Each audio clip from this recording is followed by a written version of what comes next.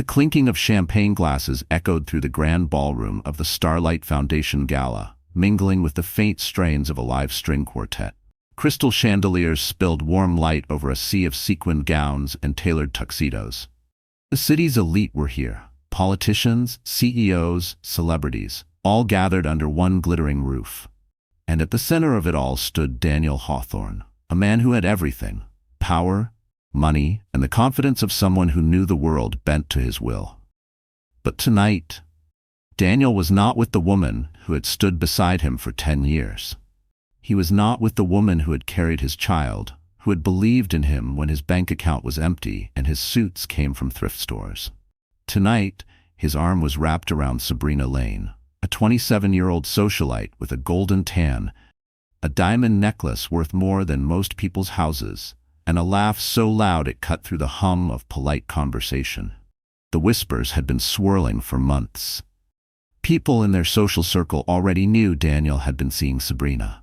What no one expected was that he would flaunt her here, at the most prestigious charity event of the year, while his wife, Claire Hawthorne, sat at home 6 months pregnant, or so they thought.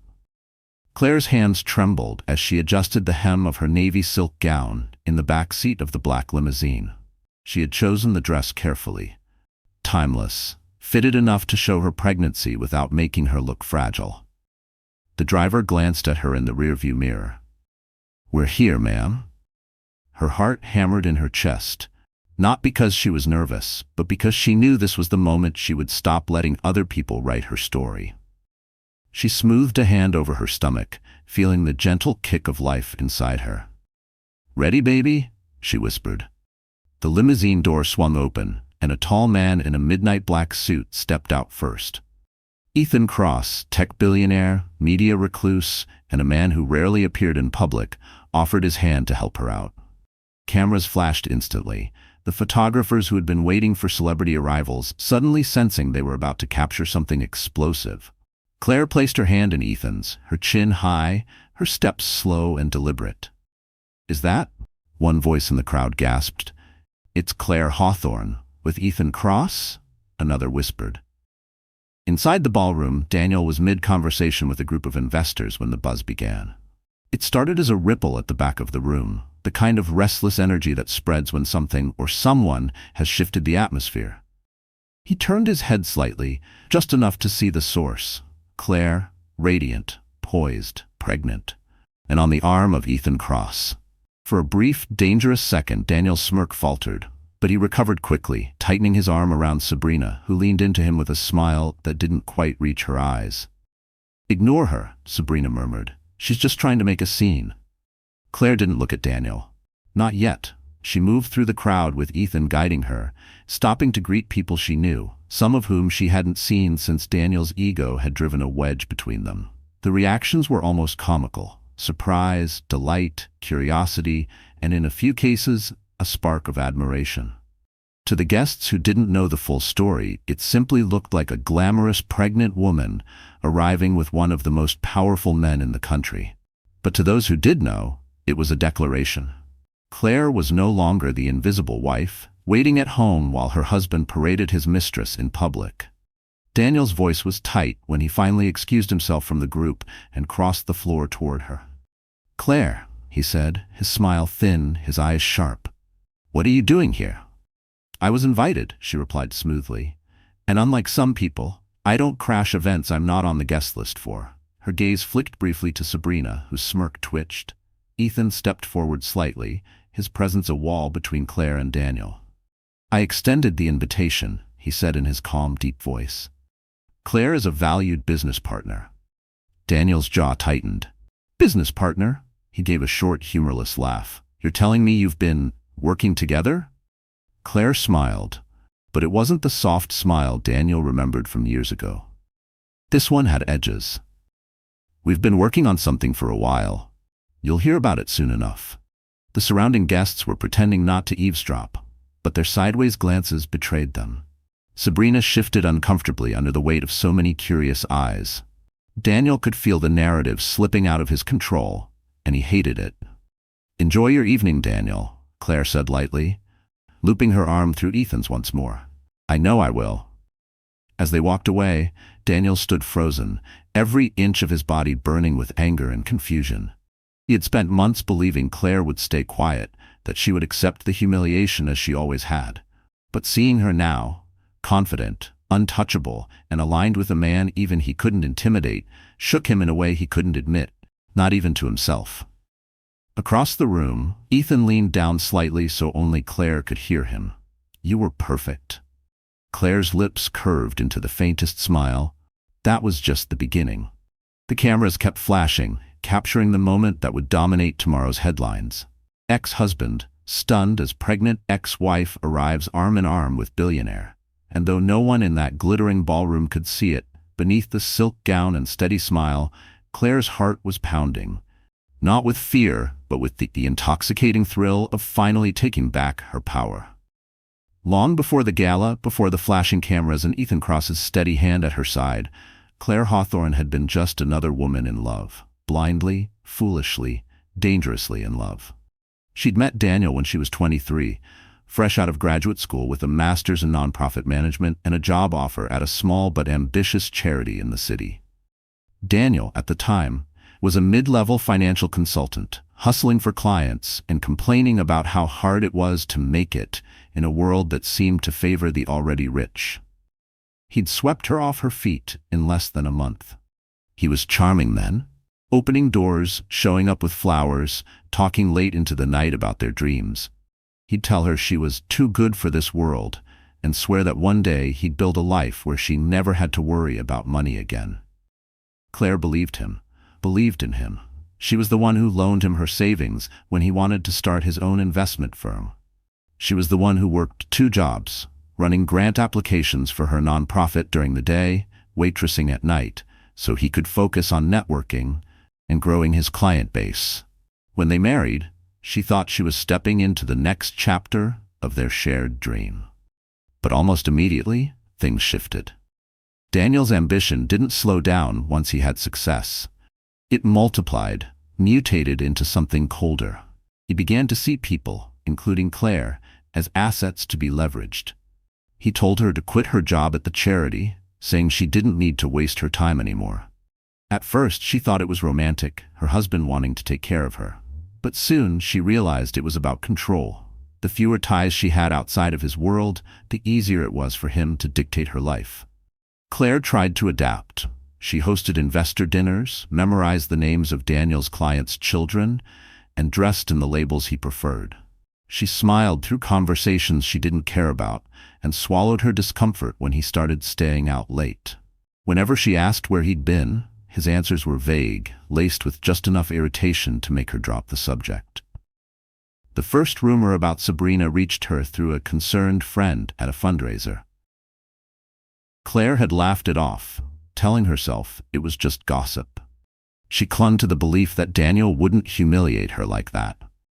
But as months passed, the signs became impossible to ignore. His sudden interest in luxury gifts she never saw, his phone always face down, the unexplained trips. The breaking point came on a rainy Thursday afternoon. Claire had surprised Daniel at his office with lunch, only to find the receptionist looking panicked as she told her he was out with a client. 2 hours later, photos hit a gossip blog. Daniel and Sabrina, arm in arm, exiting an art gallery in Paris. He'd told Claire he was in Chicago for a business conference. She didn't confront him right away. Instead, she did something she'd never done in their marriage. She called an old contact from her nonprofit days, a woman named Lena Ward, who now worked in philanthropy for Cross International. Lena was sharp, discreet, and fiercely loyal to women who'd been wronged.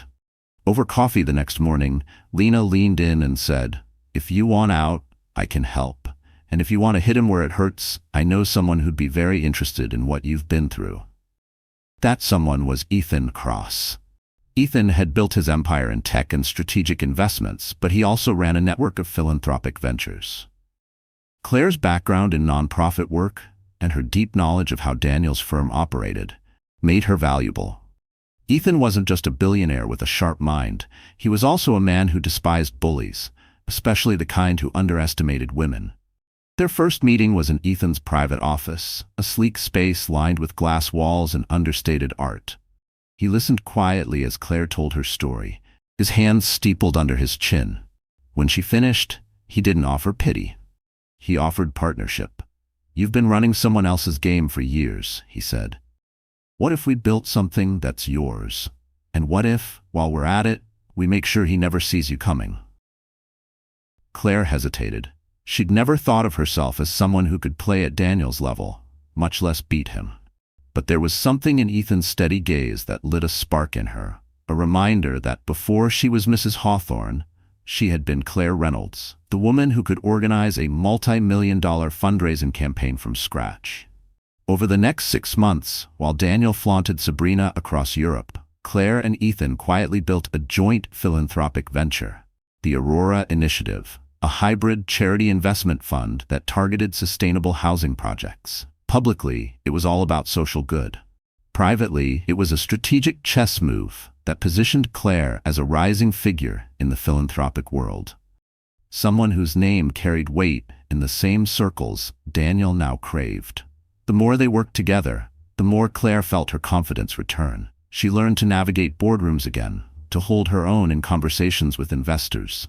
Ethan never spoke to her like she was fragile or naive. He treated her like an equal. When Daniel filed for divorce, citing irreconcilable differences and offering a settlement that was laughably low, Claire didn't protest. She signed the papers quietly, letting him believe he'd won. She even sent him a text wishing him happiness, which he likely read to Sabrina with a smug grin. That was fine. Let him think she was defeated. By the time the Starlight Gala invitation arrived, Claire and Ethan had already decided she would attend. Not as an ex-wife making a scene, but as a headline waiting to happen. Ethan, who had been courted for years by the gala's organizers, made a sizable donation under the Aurora Initiative's name, enough to secure a VIP table.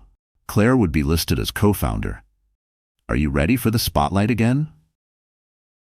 Ethan had asked the week before. Claire had smiled, a slow, deliberate curve of her lips. "I'm ready to take my life back." The night of the gala, as she stepped out of the limousine into the flash of cameras, Claire wasn't thinking about the years she'd wasted on Daniel. She was thinking about every woman who had ever been told to sit down, stay quiet, and smile while someone else took the credit. Inside the ballroom, when she finally locked eyes with Daniel, she saw the flicker of recognition. The moment he realized she was no longer the woman he'd controlled. That flicker was worth every sleepless night, every careful move she'd made to get here. And as she turned away with Ethan beside her, she knew this was only the first move.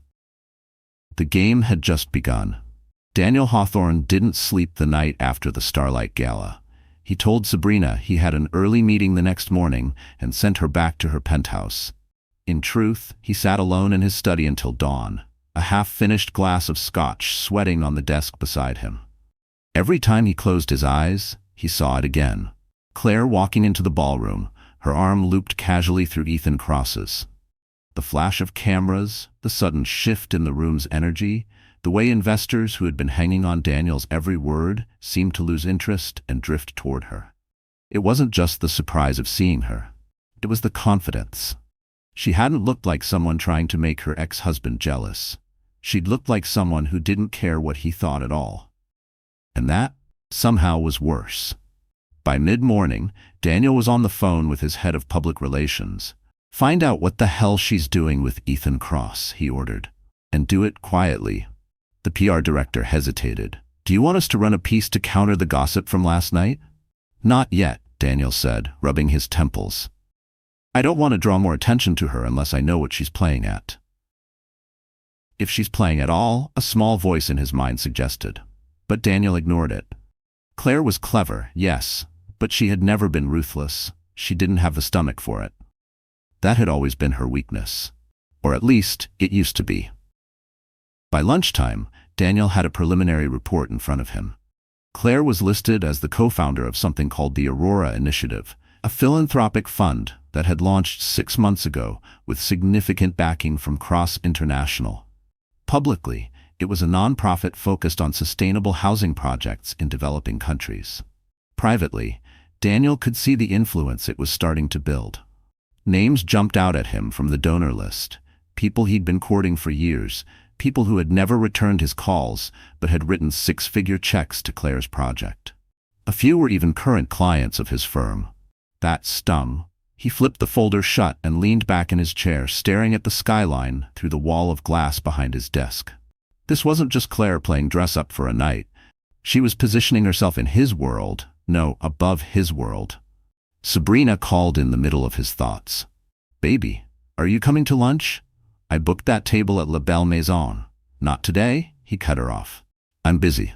There was a pause on the other end. "Is this about her?" Sabrina's tone was sharp. "This is about business," Daniel said flatly. "I'll call you later." He hung up before she could argue.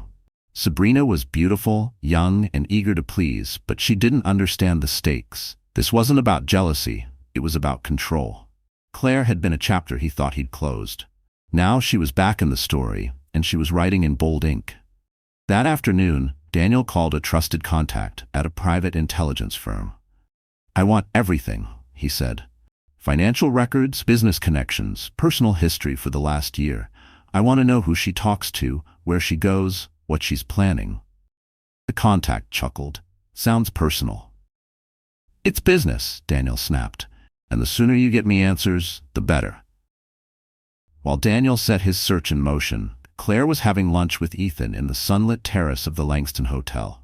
It was their first meeting since the gala, and the mood was different now, lighter, almost celebratory.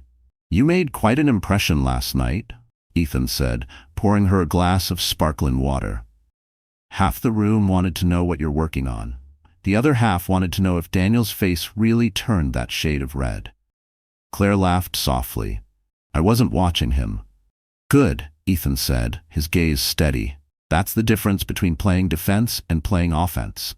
He's reacting to you now, not the other way around." Claire sipped her drink, letting his words settle. She knew Ethan was right. For years she'd been trapped in Daniel's shadow, adjusting herself to his moods and ambitions. Now she was finally moving on her own terms. Still, there was a flicker of unease in her chest. She knew Daniel well enough to understand he wouldn't just let this go. He would dig, and when he found nothing obvious, he would dig deeper. That night, her phone buzzed with a message from an unknown number. "Enjoy your little show at the gala. It won't last." No signature. No need for one. Claire stared at the screen for a long moment before setting it face down on the table.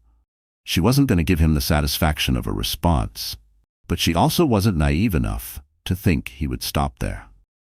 Across town, Daniel's investigator was already piecing together a timeline of Claire's activities over the past year. He noted her frequent meetings at cross-international headquarters, her travel to project sites in Costa Rica and Morocco, and a handful of private dinners with names Daniel recognized. Names that were suddenly declining his calls. One entry, however, stood out. A series of wire transfers totaling nearly $2 million routed through a trust account Daniel didn't know existed. The recipient? The Aurora Initiative. The origin? A holding company tied to Ethan Cross. Daniel felt a twist of something he couldn't quite name. Part anger, part fear. If Claire had access to that kind of funding, she wasn't just dabbling in philanthropy. She was building power. And Daniel Hawthorne didn't like competition. By the end of the week, he had convinced himself that Claire's sudden rise wasn't just about helping people. It was about undermining him. He began calling in favors, leaning on contacts who owed him, offering investment opportunities that were more bribe than business. At the same time, he made a point of parading Sabrina at every high-profile event he could find, determined to show that he had moved on and was thriving.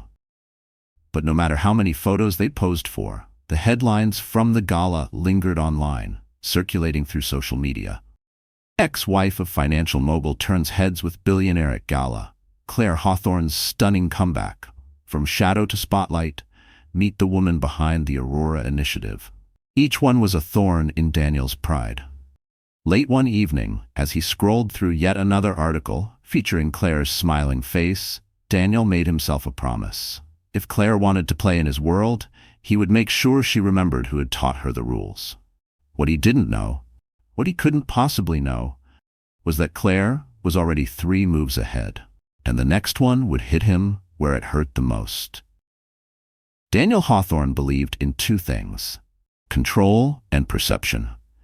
If you could control the perception, you could control everything else.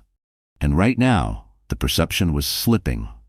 It had been 3 weeks since the Starlight Gala, and Claire's name was still floating through conversations in the kind of rooms Daniel considered his territory. Every time he thought the buzz might die down, another article or social media post reignited it. Photos of her at charity luncheons, interviews about the Aurora Initiative, even candid shots of her visiting project sites overseas. The most infuriating part? Ethan Cross was always somewhere nearby. Daniel decided it was time to move from observation to action. If Claire wanted to build a reputation, he would find a way to tarnish it before it solidified. He started small, instructing one of his associates to leak a concern to a financial columnist he knew. The piece suggested the Aurora Initiative's funding was opaque and hinted at questionable partnerships. It wasn't an outright accusation, just enough to plant doubt. 2 days later, the story ran with the headline, "Questions Arise Over New Philanthropic Funds Backing." Daniel read it over breakfast, satisfaction curling in his chest. He pictured Claire scrambling to do damage control, her donors calling in a panic. Except that afternoon, when he checked the news again, his satisfaction turned sour. The Aurora Initiative had released a full transparency report detailing every donor, every grant, and every audited financial statement since its inception. The statement wasn't defensive, it was confident, almost taunting. And the coverage that followed turned the controversy into free publicity. One headline even read, "Claire Hawthorne shuts down rumors with full disclosure, donations surge." Daniel slammed his tablet onto the counter, the glass of his scotch rattling. "She was ready for it," he muttered. At that same moment, across town, Claire was in Ethan's office, a faint smile tugging at her lips. "You were right," she said. "It came from him." Ethan leaned back in his chair, steepling his fingers. "Daniel always plays the same game, quiet attacks, hoping you'll panic.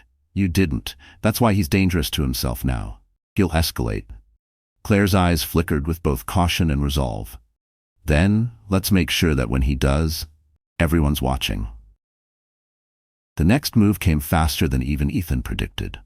A month later, the Aurora Initiative was scheduled to host its first major fundraising gala at the Astoria Grand. Invitations had gone out to a carefully curated guest list, politicians, investors, celebrities, and a few influential figures Daniel had been courting for years. Daniel saw an opening. Through a mutual acquaintance on the hotel's event staff, he arranged for a clerical error to delay the delivery of certain permits the night before the gala. Without them, the event couldn't legally serve alcohol or operate live entertainment, crippling the evening's flow and making the host look unprepared. He imagined the whispers already. "Amateur. She's out of her depth." But when the night arrived, Daniel's smugness evaporated the moment he stepped into the ballroom. The place was flawless. The champagne flowed, the string quartet played, and the room glittered as if nothing had gone wrong. If anything, the event felt more polished than any corporate dinner Daniel had ever thrown. Sabrina, hanging on his arm in a silver gown, frowned up at him.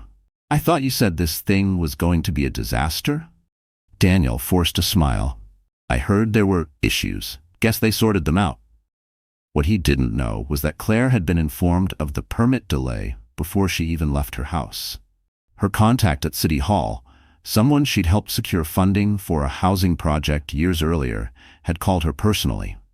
Within 2 hours, the permits were not only expedited, but hand-delivered to the Astoria Grand. And because Claire understood the value of perception too, she had made sure the story got out, quietly, in the right ears. By the time the last toast was made that night, half the room knew that she'd faced a last-minute obstacle and handled it with grace. Ethan raised his glass to her near the end of the evening. "You didn't just survive the sabotage, you turned it into a highlight." Claire clinked her glass against his, her gaze drifting to the far side of the room where Daniel was trying and failing to hold the attention of a tech investor who kept glancing toward her table. It was then that Claire realized something important. Daniel wasn't just angry anymore, he was worried. The following week proved it. Daniel's firm announced a flashy new philanthropic partnership. On paper, it was a clean move to distract from the Aurora Initiative's momentum. In reality, it was rushed, poorly structured, and reeked of desperation. Worse for him, One of the partner organizations turned out to have a history of mismanaged funds. Within days, journalists were asking whether Daniel had done his due diligence. He called his PR team into an emergency meeting, his temper fraying. "We're not losing to her," he snapped. "I built this city's respect from the ground up. She's not taking it from me." One of the junior associates, too new to know better, asked quietly, "Sir, is this still about business?" Daniel's glare could have cut glass. Everything is about business. But in the privacy of his office later that night, he couldn't shake the image of Claire walking past him at the Starlight Gala, her head held high, Ethan beside her. That moment had marked a shift he still didn't fully understand. But he knew one thing. He had underestimated her. And now, if he wanted to win, he would have to destroy her completely. What he didn't realize was that every step he took toward that goal was pulling him deeper into the trap Claire and Ethan had been setting all along. Because while Daniel was busy plotting her downfall, Claire was preparing the one move that would make his empire and his pride crumble in front of the same society that had once applauded him. And when it came, there would be no fixing the perception. The invitation arrived on heavy cream cardstock, the kind meant to signal importance. Daniel's name was embossed at the top, followed by the words, "Hawthorne Global presents an evening of innovation and impact."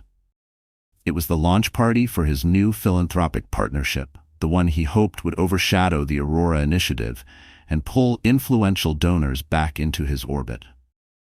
The event was to be held at the Metropolitan Hall, a sprawling space known for its glass ceilings and political photo ops. Claire had no intention of going.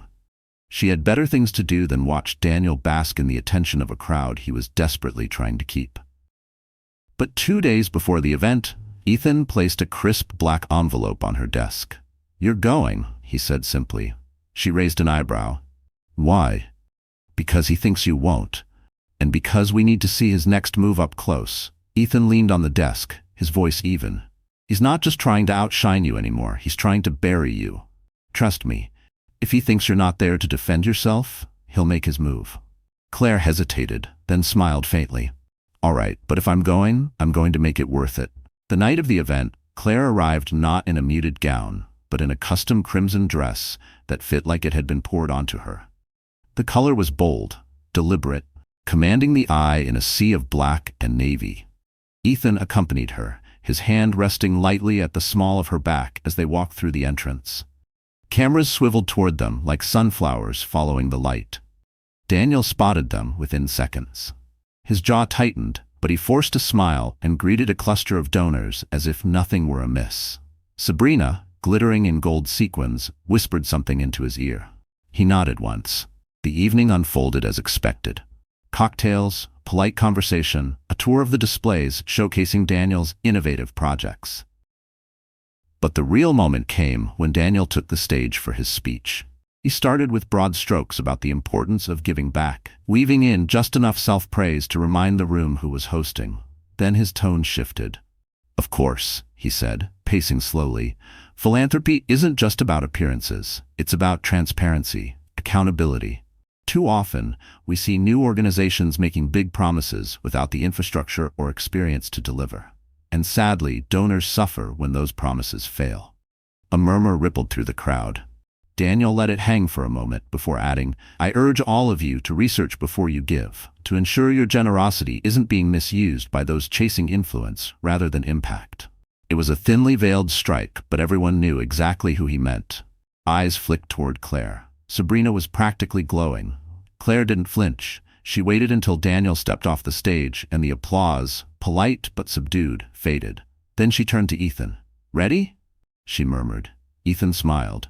"Always." They walked toward the stage together, Claire's heels clicking against the marble. She caught the event coordinator just as the next speaker was about to be announced. "Would you mind if I said a few words?" "Just 2 minutes." The coordinator, recognizing her and clearly curious, nodded. "Of course, Miss Hawthorne." Claire stepped onto the stage, accepting the microphone with a smile that didn't waver. "Good evening," she began, her voice warm but steady. "I wasn't planning to speak tonight, but after listening to Mr. Hawthorne, I feel compelled to share a quick story." She glanced toward Daniel, who was frozen near the front row. When the Aurora Initiative began, we faced skepticism. People asked if a new organization could truly make an impact. We welcomed those questions, because transparency isn't something we fear. It's something we practice. That's why every dollar given to us is documented publicly, and why every project we fund is open for review. We believe trust isn't built by tearing others down, it's built by showing up, delivering results, and letting the work speak for itself. She paused just long enough for the words to land. And speaking of results, last week, our Costa Rica housing development welcomed its first 200 residents, families who now have safe, sustainable homes. That's what impact looks like. The applause started slowly, then swelled until it filled the hall. Claire handed the microphone back, thanked the audience, and stepped down, walking right past Daniel without a glance. By the end of the night, the moment had already gone viral. Guests had filmed her short speech, posting it with captions like, "Claire Hawthorne claps back with class," and "This is how you handle shade." Daniel's PR team scrambled the next morning, but the damage was done. His carefully planned event had become a platform for Claire's triumph. Worse still, a few of his biggest donors reached out to her directly, asking about the Aurora Initiative. One even pulled funding from his new partnership entirely. In his office, Daniel slammed the door so hard a framed photo rattled on the wall. Sabrina, lounging on his sofa, crossed her legs. "You shouldn't have gone after her like that in public," she said lightly. "It just made you look." "Like what?" Daniel snapped. "Threatened," she replied, inspecting her nails. He glared at her, but said nothing. Deep down, he knew she was right.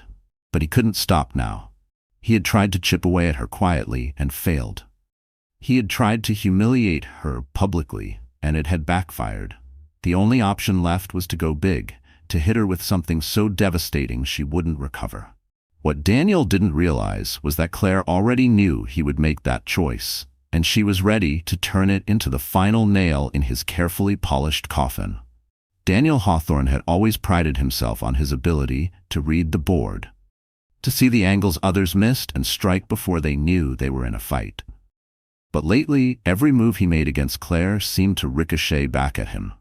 He told himself it was luck, that her victories were circumstantial, that she couldn't possibly be outmaneuvering him on purpose. But deep down, a more uncomfortable thought was growing. Maybe she was. That thought hardened into resolve one Thursday morning when his private investigator slid a folder across his desk. Inside were photographs.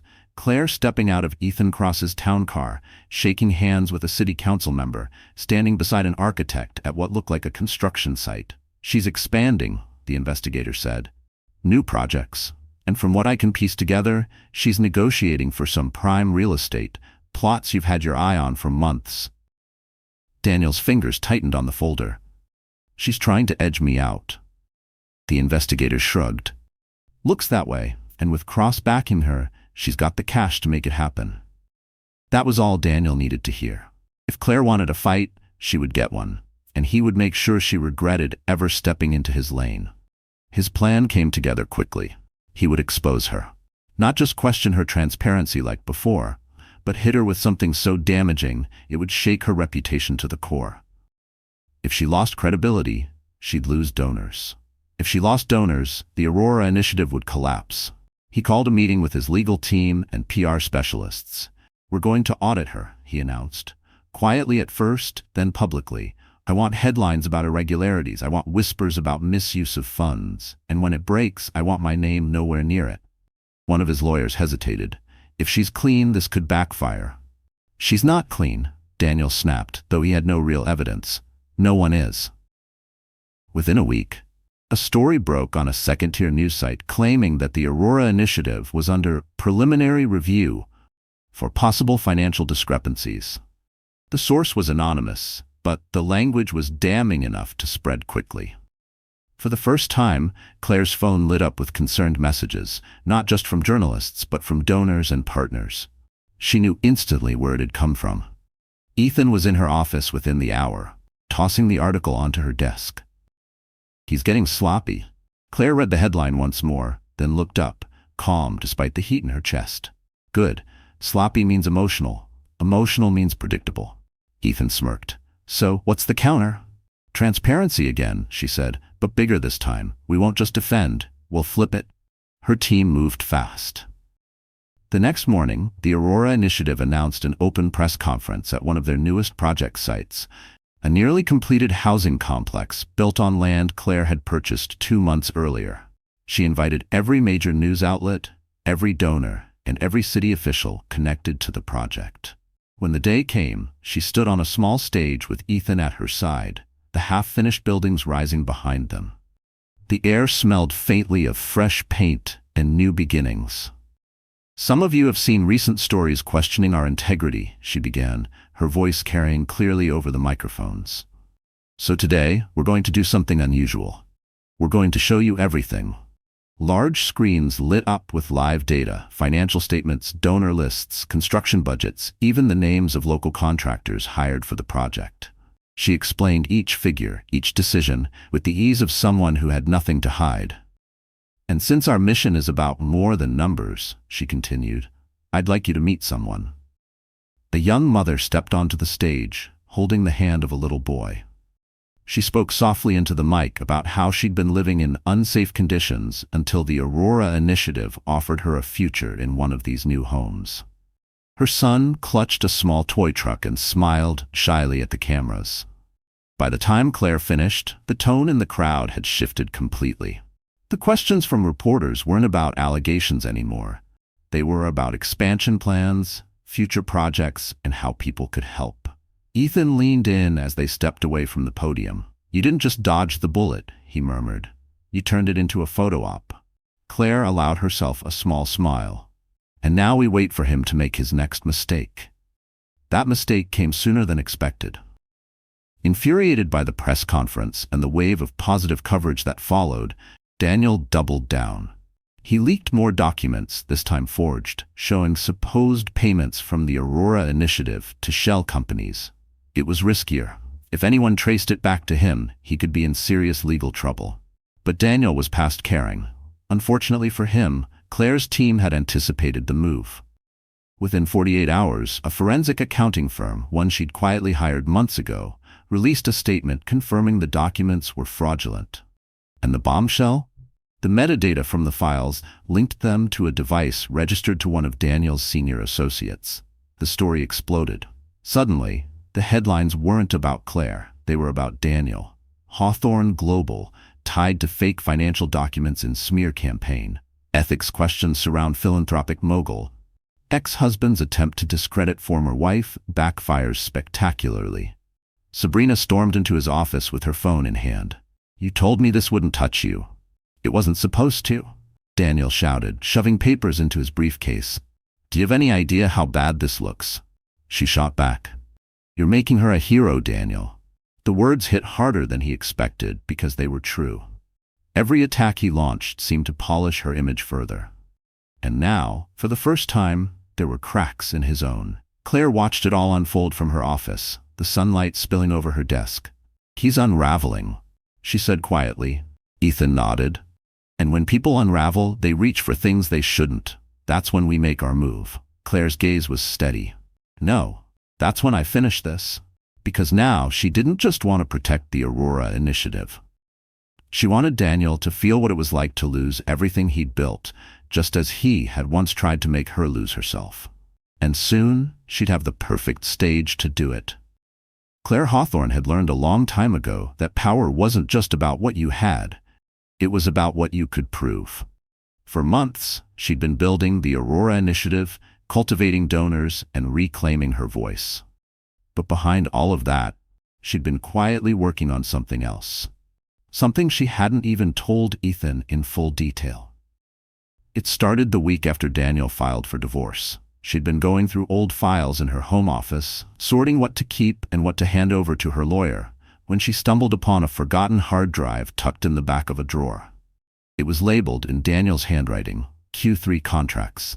Curiosity made her plug it in. What she found wasn't just contracts, it was a trove of incriminating documents. Wire transfers, falsified reports, and correspondence between Daniel and overseas partners that skirted, no, outright ignored, legal requirements. Claire had nearly deleted the whole thing out of fear.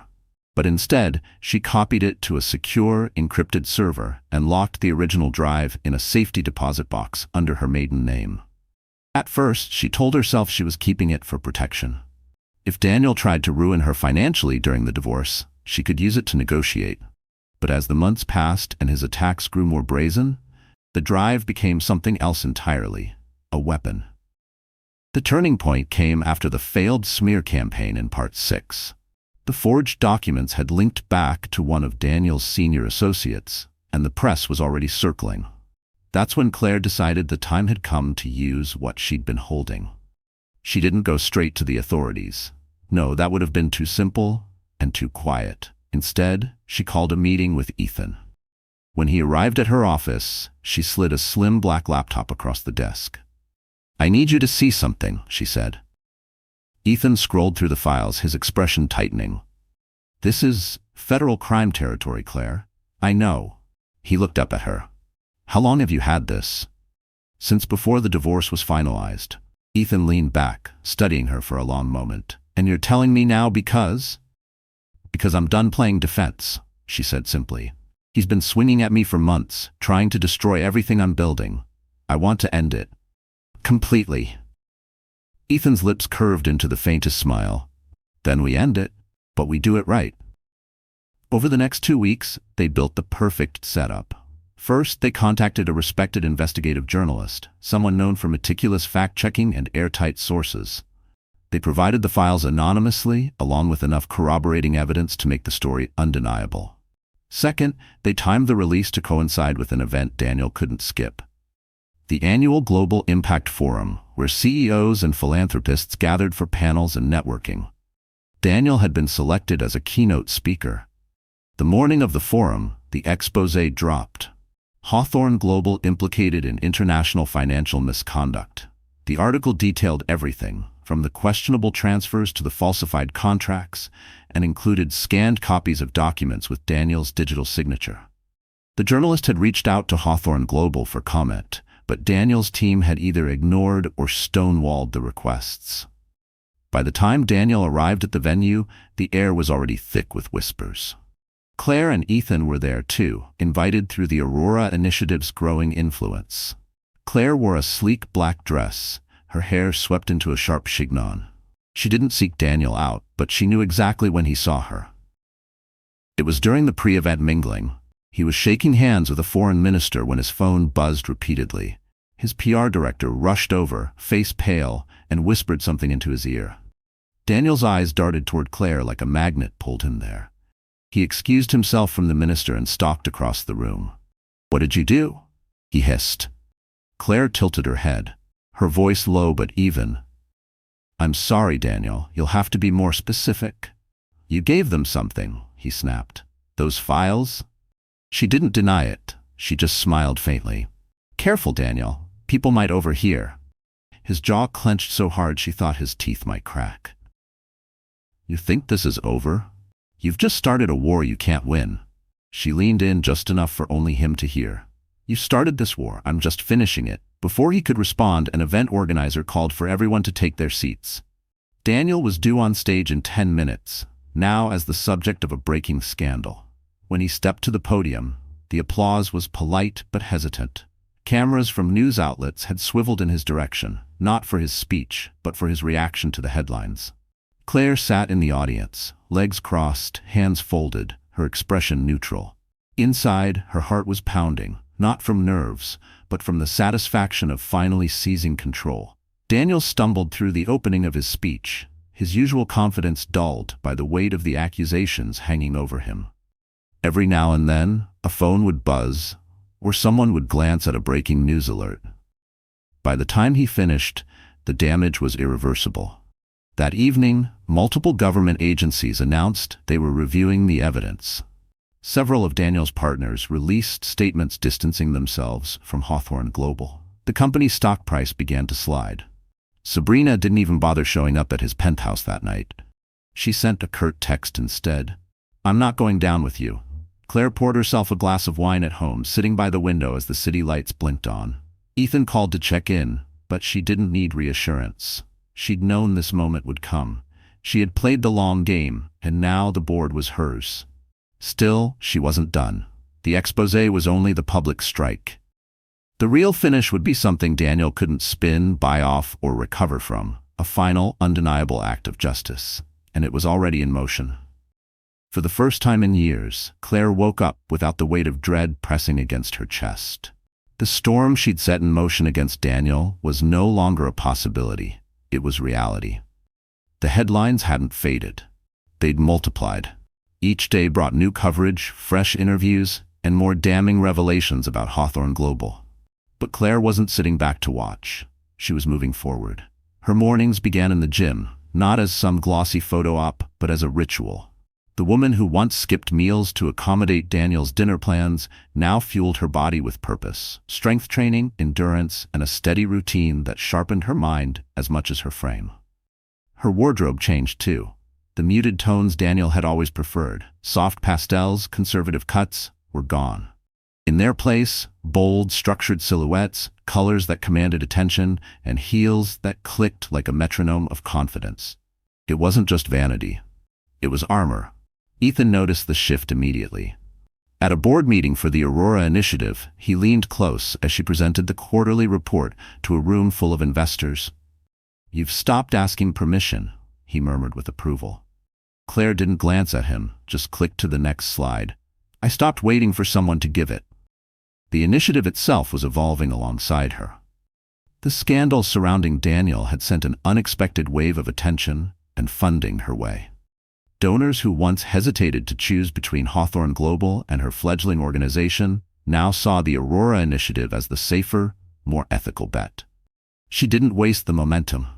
Within a month, she launched 2 new projects, one in South Africa focusing on solar-powered housing, and another in rural Appalachia bringing clean water systems to communities neglected for decades. Each project was carefully documented, each milestone shared publicly, not as self-congratulation, but as proof.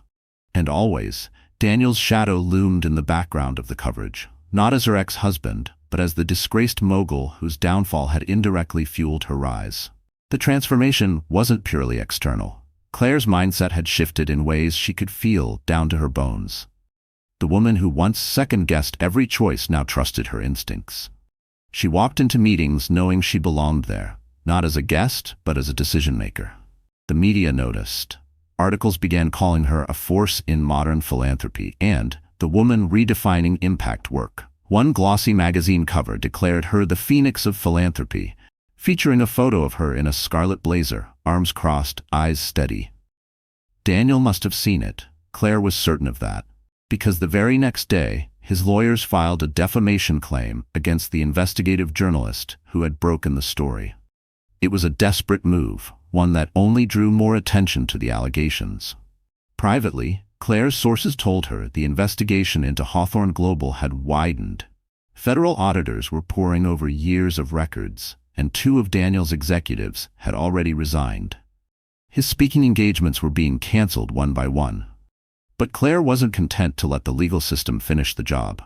She wanted to end him in a way that couldn't be rewritten, spun, or quietly settled. That's when the idea came. Part strategy, part poetry. The upcoming Global Housing Summit was the perfect stage. It was the largest annual gathering of international leaders in the sustainable development sector, broadcast live to millions. Claire had been invited to deliver the keynote address. It wasn't just an honor, it was an opportunity. Ethan raised an eyebrow when she told him what she planned to do. "You're going to do this on stage? In front of every donor, every government official, every camera?" "Yes," she said without hesitation, "because that's the only way it sticks." He studied her for a moment, then smiled. "Remind me never to get on your bad side." In the weeks leading up to the summit, Claire worked tirelessly. Her keynote speech was crafted with precision. Part inspiration, part call to action, and, at the climax, the moment she would connect Daniel's corruption to the larger issue of systemic abuse in philanthropy. But it wouldn't just be words. She had something tangible. Contracts and correspondence, proving that Daniel had embezzled funds meant for community housing in South America, leaving entire villages without the homes they'd been promised. She'd obtained the files months ago from the original hard drive, but it held them back, saving them for the moment they would have the most impact. This was it. The night before the summit, Claire stood in her penthouse suite at the hotel, looking out at the city lights. She was dressed casually, her hair pulled back, but there was nothing casual about her expression. Ethan joined her by the window, 2 glasses of champagne in hand. "To tomorrow," he said, clinking his glass against hers. She smiled faintly. "To the last chapter." Sleep didn't come easily that night, but it wasn't because of fear. It was the same restless anticipation she used to feel before the launch of a big fundraising campaign, a mix of adrenaline and focus. When morning came, she dressed in a tailored white pantsuit, the color symbolic, clean, unshakable, untouchable. Her makeup was subtle but sharp, her hair sleek. She didn't look like someone attending the summit. She looked like someone owning it. As she stepped onto the stage hours later, the applause was warm, expectant. Cameras flashed, and she could almost feel Daniel's absence like a cold spot in the room. He'd been scheduled to appear on a panel, but after the scandal, his invitation had been postponed. Claire adjusted the microphone, her gaze sweeping the audience. "We talk a lot about the future of housing," she began, "about innovation, funding, and policy. But none of it matters if the systems meant to help people are corrupted from within." She spoke of her projects, her team, and the lives they'd touched. And then, with the world watching, she told the story of a major philanthropic firm that had siphoned millions from vulnerable communities. She didn't say Daniel's name at first, but when the evidence appeared on the massive screen behind her, there was no need. Gasps echoed through the hall. The documents were clear, the signatures undeniable.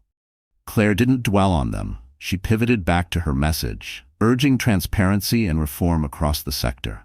When she finished, the applause was thunderous, not just polite, but charged, as if the room understood they'd witnessed more than a speech. They'd witnessed a reckoning. Backstage, Ethan met her with a look of quiet pride.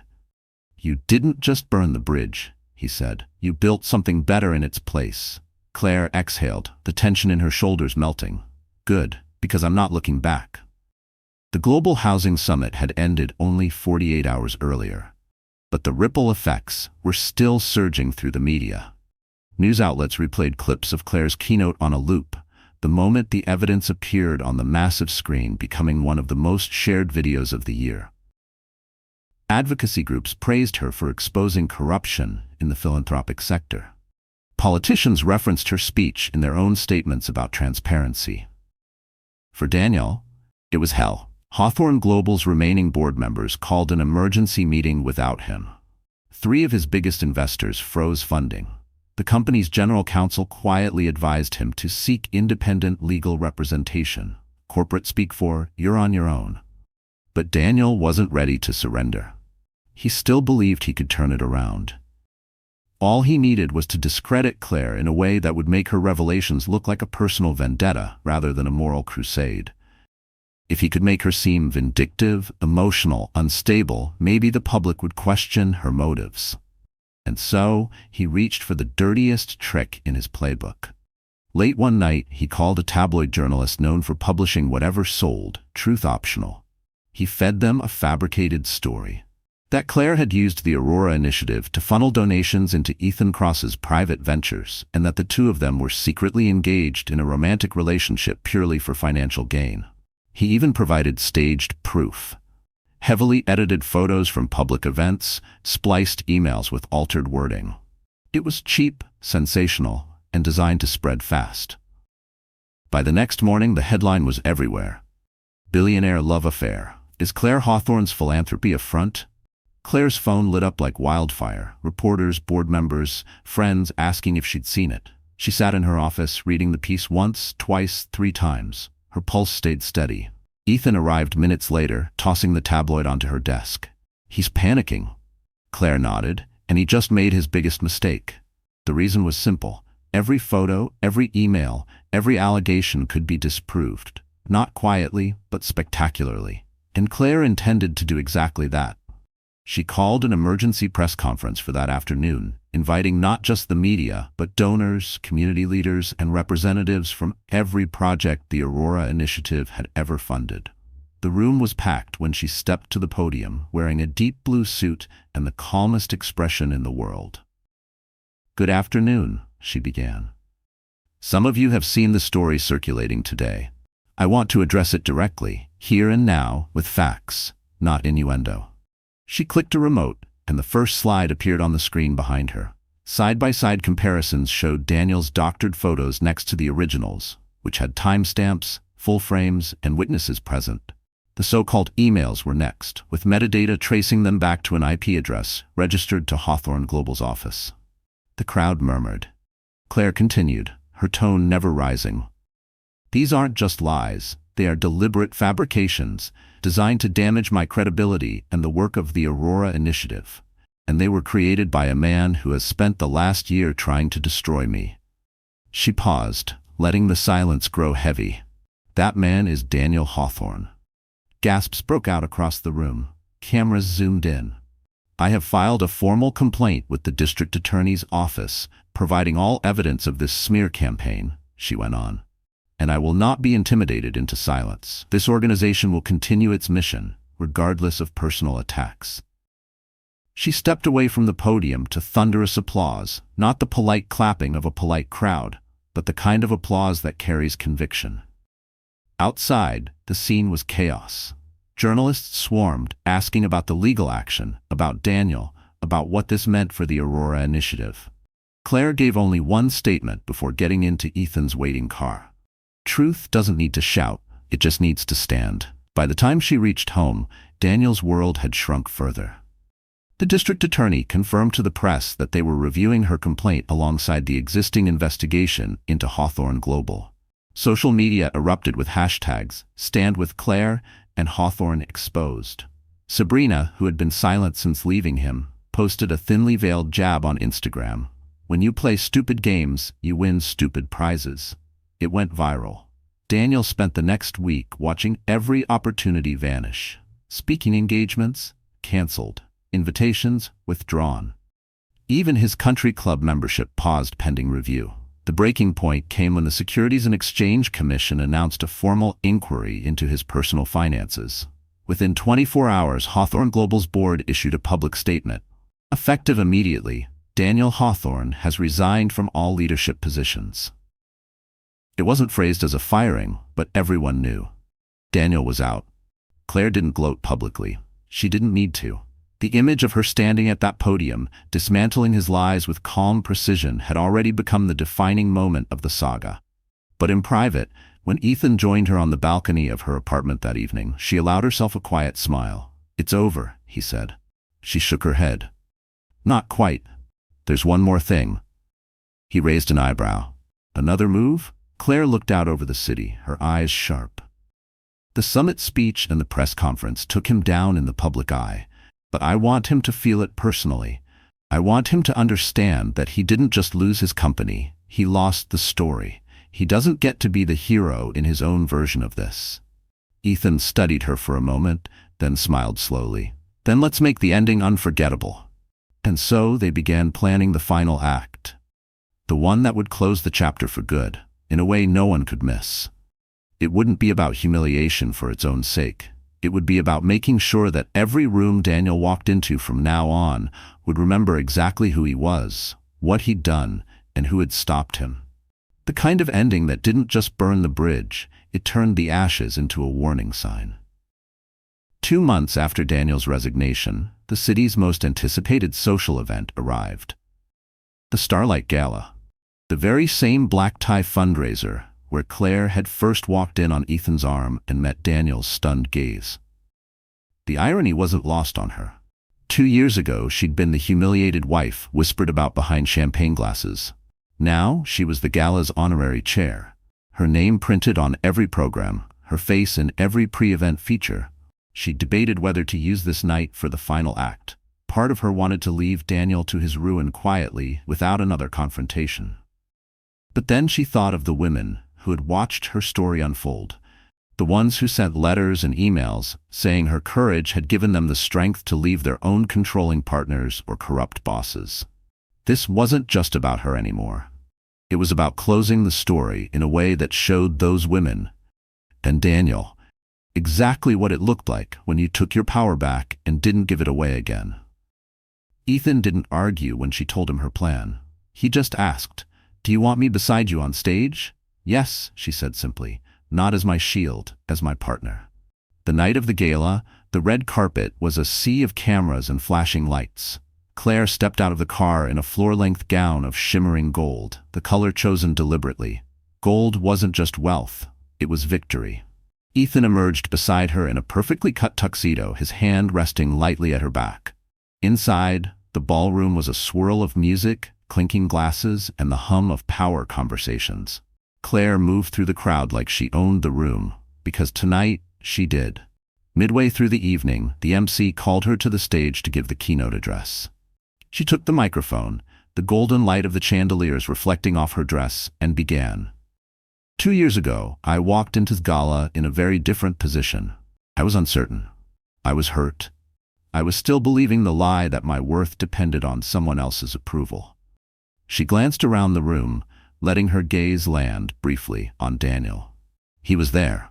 Of course he was, dressed impeccably, but looking thinner, more brittle, his smile stretched too tight. He stood near the back, probably invited out of habit by organizers who hadn't yet removed his name from their Rolodex. "But here's the truth," she continued. "When someone tries to take your voice, when they try to define your story for you, you have 2 choices. You can let them, or you can write your own ending." She gestured toward the giant projection screen behind her. "Tonight, I want to share a story. Not mine, but of the communities the Aurora Initiative serves." The screen lit up with a montage of homes built, schools renovated, and clean water projects completed. Children laughed in sunlit classrooms, families cut ribbons on their new houses. The footage was vibrant, full of life and hope. And then the final segment played, a before and after comparison of the South American villages Daniel had once promised to fund, the same ones he had stolen millions from. The before was bleak. Crumbling shacks, empty lots. The after showed thriving neighborhoods, completed by the Aurora Initiative with the very funds Daniel had diverted, reclaimed through legal settlements after his downfall.